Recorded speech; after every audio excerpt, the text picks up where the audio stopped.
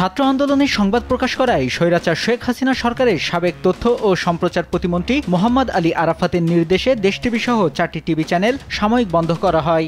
গেল 18 জুলাই গণমাধ্যম 4টি 30 মিনিটের জন্য বন্ধ হয়ে যায়। পরে আবার গণমাধ্যমগুলো সম্প্রচারে আসে। দেশ টিভি ছাড়া বাকি গণমাধ্যমগুলো হলো চ্যানেল 24, বাংলা ভিশন ও এনটিভি।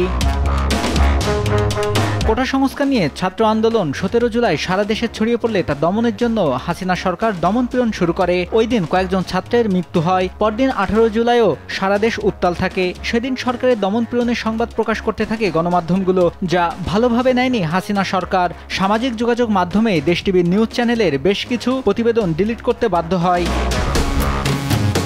পরে হাসিনা সরকারের তথ্য ও সম্প্রচার প্রতিমন্ত্রী মোহাম্মদ আলী আরাফাতের নির্দেশে ও বাংলাদেশ স্যাটেলাইট কোম্পানির চেয়ারম্যান ডক্টর শাহজাহান মাহমুদের সহায়তায় গণমাধ্যম 4টি সাময়িক বন্ধ করা হয়। এ সময় দেশ টিভির বেশ কয়েকজন গণমাধ্যম কর্মীকে নিরপেক্ষ সংবাদ প্রকাশের জন্য হুমকি ধামকিও দেওয়া হয়।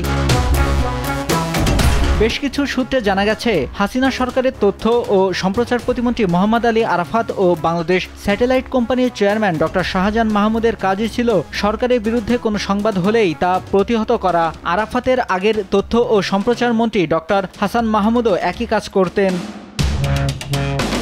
কোটা সংস্কার আন্দোলনের ছাত্র জনতার এক অবিস্মরণীয় অভ্যুত্থানের মুখে শেখ হাসিনা দেশ ছেড়ে পালিয়েছে।